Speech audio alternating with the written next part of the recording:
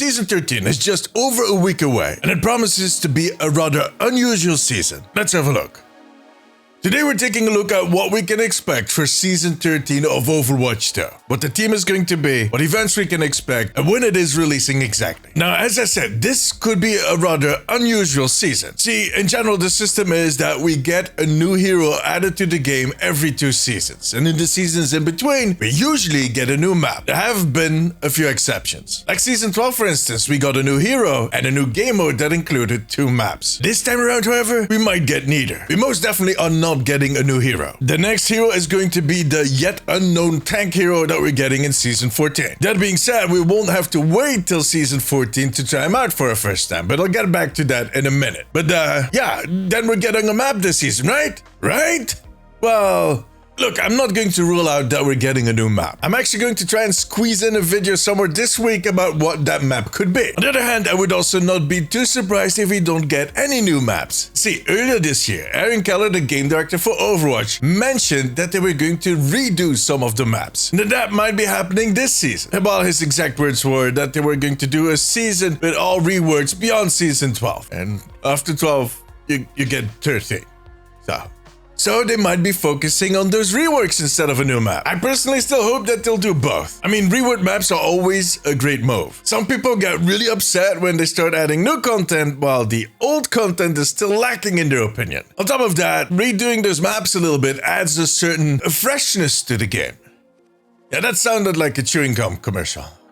Now, in case they do add a map, it needs to be a Flashpoint map. I'm done with Suravasa and New Junk City. I've seen those maps so many times now. Now, the fun thing is, if it is a new Flashpoint map, it's going to include all of the learnings from those other 2 maps. Because Blizzard recognizes that the mode and the maps do need some work. That's why they threw in those speed boosts, for instance. So this new map might see some improvements that make it less of a running simulator, that make it more fun without the need for speed boosts. We've seen them do the same thing with Runasapi. That map included a lot of the feedback that we gave on those other push maps, and this is by far the best push map in game. So that could be something to be excited about. But more on maps in a future video. Make sure to subscribe. No hero, maybe a map, and there's going to be reworks. By the way, those reworks were going to be for Numbani, Circuit Royal, Dorado, and Havana. What definitely is going to be happening this season is a new seasonal theme, no matter how little it actually impacts the whole season. And as I mentioned in an earlier video, it is most likely going to be witches and wizards, which could be some kind of rip-off Harry Potter style, could be some Lord of the Rings stuff, or maybe even the Wizard of Oz. Come to think of it, this season they actually released a skin for Ash that is based on the Wizard of Oz, Dorothy, Ash, and the Tin Man Bob. The thing is, of course, Dorothy is kind of one of the main characters, if not the main character in that movie. So it would be kind of weird if they already gave that one away in the previous season, no? I made a video on the other options for the Witches and Wizard team. I'll link it below. Whatever it ends up being, it will include a Mythic skin. And there's no way that I'm going to do a prediction who is getting that Mythic skin. At this point, I'm even nervous about trying to predict the role that is going to get the Mythic skin. Because last season I was so convinced that it was going to be Ramata, who is a tank. Turns out it was Reaper, a DPS.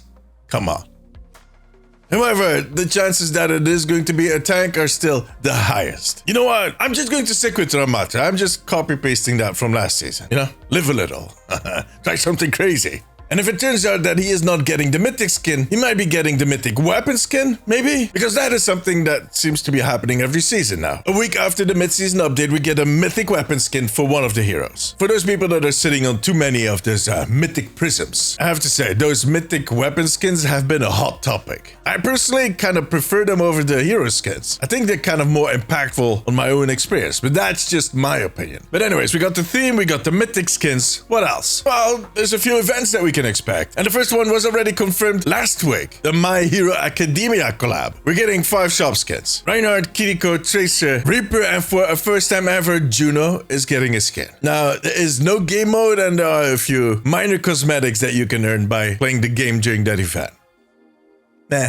However, after that, we can expect to see the Halloween event start. And that is actually the one that I'm looking forward to the most. As I said in a recent video on how these events need help, Halloween up till now has been a beacon of hope. The first year of Overwatch 2, we got this new PvE event where they expanded on the whole Junkenstein revenge thing, the Bride of Junkenstein. That was actually pretty fun. And last year, they tied in the Halloween event to Diablo, a PvE event in which we were fighting Lilith Moira. Again, that was a brand new and quite fun event. So I'm hoping that they'll repeat that this year. I mean, there are a few fun things that they can do with that whole witches and wizard thing. So I have my fingers crossed. Look, there's two. Now, depending on how long they let this season kind of run, they might be able to squeeze in Winter Wonderland or Christmas. My guess is that they'll either end this season somewhere mid-December, or if they don't do that, they're going to extend it past New Year. Now, a few weeks before the season ends, we can expect a test event, you know, for that new upcoming tank hero that we'll see in Season 14. For now, all we know about the hero is the fact that they're going to be a tank, and we saw that little hero portrait back at BlizzCon that they snuck in there. Now, talking about sneaking, if they keep teasing the hero as they did with Juno, we might see some hints drop in Season 13. Or they might even include them in the Season 13 trailer. And I expect that trailer to drop somewhere in the next few days. But anyways, during that test event, we're going to be able to test the new hero for about 3 days. And I'm thinking that that is going to happen somewhere early December. That's my guess. The existing heroes, there's going to be balancing changes. And we know almost for certain that the Sombra changes are going to be included. The ones that Alec talked about a few weeks ago. They were looking at putting Sombra's invisibility on the timer again. Pretty big. There could be another rework. They have been talking about redoing Reaper for a long time. And this might be the moment, but it also might not. And there are definitely going to be general balancing changes. I do think they're going to tackle some of those tanks. I keep hearing people complaining about D.Va still. I don't get it, but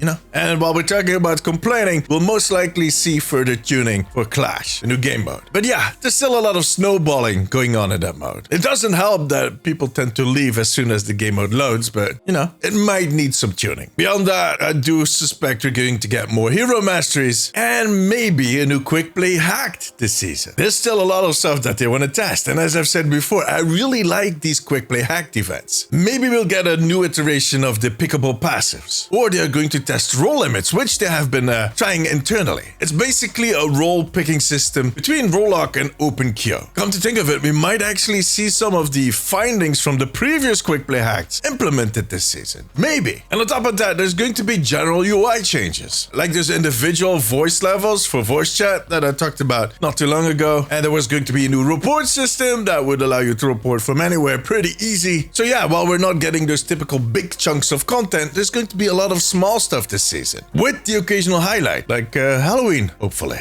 Okay, let me cut in here for a second. The day after I recorded this video, Blizzard released a teaser for Season 13, showing some of the Halloween-themed maps and the name for the season, Spellbinder, which practically confirms the Witches and Wizards theme. It also confirmed that the season is starting on October 15th. The full trailer is set to go live next Thursday on October 10th. And now back to the video. But tell me, what are you most excited for in Season 13? Let me know in the comments. For now, however, that was it. If you like this video, give it a thumbs up. It always helps me out. I also want to thank my patrons. I could not make these videos without you guys. You have my eternal gratitude. If you have a few minutes left, maybe check out this video. Click it. But above all, take care of yourself, take care of each other. Bye-bye.